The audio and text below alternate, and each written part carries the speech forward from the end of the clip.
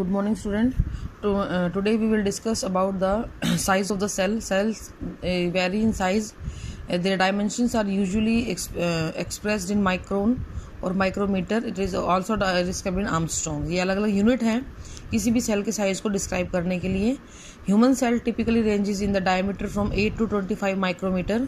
They are observed under the microscope. इतनी छोटी होती है कि इन्हें माइक्रोस्कोप के अंदर ही देखना पड़ता है. यहाँ पे मैंने इस यूनिट की कुछ एक्सपेंशन दी हुई है, तो थोड़ा सा आप देख लीजिए. 1 micrometre is equal to 10⁻³ millimetre. 1 nanometre is equal to, या आपको फिजिक्स में भी आएंगी दोबारा से, 10⁻³ माइक्रोमीटर और 10⁻⁶ मिलीमीटर.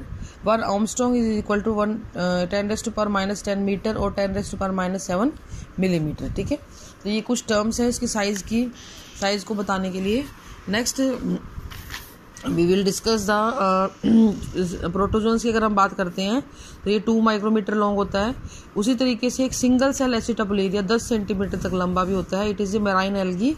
तो कहने का मतलब ये है कि सिंगल सेल ऑर्गेनिज्म भी बहुत छोटे से छोटा और बहुत बड़े से बड़ा मिल सकता है. Okay, so next comes the prokaryotic cell and eukaryotic cell. ये दो सेल जो है they are divided on the basis of their organisation of nucleus. कितना कॉम्प्लेक्सिटी उनकी सेल के अंदर है या न्यूक्लियस के अंदर है, उसके बेस पे इनको डिवाइड किया गया है. प्रोकैरियोटिक सेल, ये प्रो वर्ड दो शब्दों से मिलकर बना है, बिफोर और nucleus. Pro means before, karyon mean nucleus.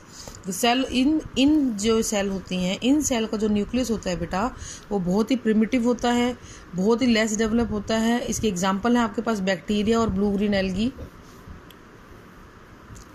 ठीक है, इनके पास न्यूक्लियर मेम्ब्रेन नहीं होती है. लाइक अगर मैं आपको 2 सेल बना के दिखाऊं, देखिए जरा डायग्राम के अंदर, ये फॉर एग्जांपल है, ये 2 सेल हैं जैसे. ठीक है, मैंने एक का जेनेटिक मटेरियल ऐसे बना दिया और दूसरे का जेनेटिक मटेरियल बनाया और उसके चारों तरफ बाउंड्री कर दी.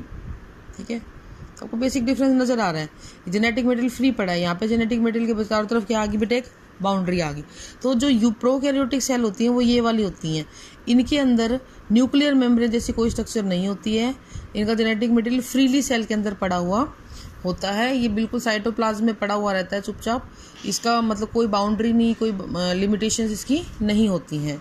ठीक है, तो ऐसी सभी सेल्स को हम क्या बोलते हैं बेटा, प्रोकैरियोटिक सेल्स बोलते हैं. और इसके जेनेटिक मटेरियल को अब हम क्या बोलेंगे, न्यूक्लियोइड बोलेंगे. They do not contain membrane. इनके पास कोई मेम्ब्रेन बाउंडेड ऑर्गेनेल्स नहीं होते हैं. माइटोकॉन्ड्रिया, क्लोरोप्लास्ट, ये वर्ड आपने सुने हुए हैं. ये ऐसा कुछ भी इनके पास नहीं होता. राइबोसोम मिलता है, वो 70s टाइप का होता है. कैसा टाइप का होता है बेटा, 70s. के आगे आपको बताएंगे हम. This is the structure of a typical prokaryotic cell. ये न्यूक्लियोइड है, ये मीजोसोम्स हैं. Then plasma membrane, cell wall, flagella, ribosome और फिम्ब्री. बहुत ज़्यादा कॉम्प्लिकेटेड स्ट्रक्चर इनकी नहीं होती है. If we are talking about the eukaryotic cell, eu means develop, karyotic वही कैरियोन के लिए न्यूक्लियस कहलाए. तो ऐसी सेल जिनका न्यूक्लियस डेवलप होता है उसको हम यूकैरियोटिक सेल्स बोलते हैं. The cells of another organism possess true nucleus bounded by a nuclear membrane. तो पिछले वाले में न्यूक्लियर मेम्ब्रेन नहीं थी, यहाँ पे न्यूक्लियर मेम्ब्रेन प्रेजेंट होती है.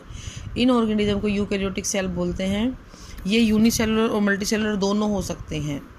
ठीक है, एग्जाम्पल है इसके protista, fungi, plant and animals. ठीक है, ह्यूमन भी इसमें आ जाते हैं. Every eukaryotic cell contain a plasma membrane bounded nucleus containing the genetic material and other membrane bounded cell organelle in the cytoplasm. तो इस तरीके से ये जो सेल होती हैं ये पूरी तरीके से डेवलप होती हैं. इनके पास इनका खुद का जेनेटिक मटेरियल होगा, इनके पास इनका खुद का जेनेटिक मटेरियल के साथ साथ न्यूक्लियर मेम्ब्रेन से ये बंधा हुआ होगा. इसके अलावा सेल ऑर्गेनेल्स होंगे जो बहुत ही छोटे छोटे होते हैं और बहुत सारे फंक्शंस को परफॉर्म करने में सेल की हेल्प करते हैं. ठीक है, अब एक चीज़ और आती है बेटा, that is the virus. Virus are the non cellular structure. ये कैसी स्ट्रक्चर होती हैं, इनका कोई पर्टिकुलर सेलुलर कॉम्पोजिशन नहीं होता. अगर इनके पास सिर्फ एक डीएनए होता है या आरएनए होगा और इसको कवर किया हुआ प्रोटीन कोट होगा. इनकी स्पेसिफिक फीचर ये होता है कि बेटा इनको अगर सर्वाइव करना है तो इनको किसी लिविंग बॉडी में एंटर करना होगा. जैसे अभी कोरोना वायरस चला हुआ है, इसको अगर सर्वाइव करना है, देखो किस लिए लॉकडाउन किया हुआ है, लोगों को घरों में क्यों बंद किया हुआ है.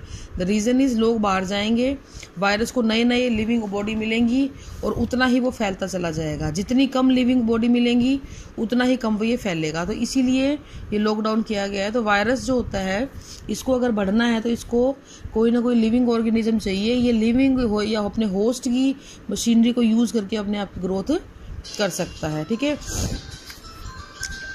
नेक्स्ट है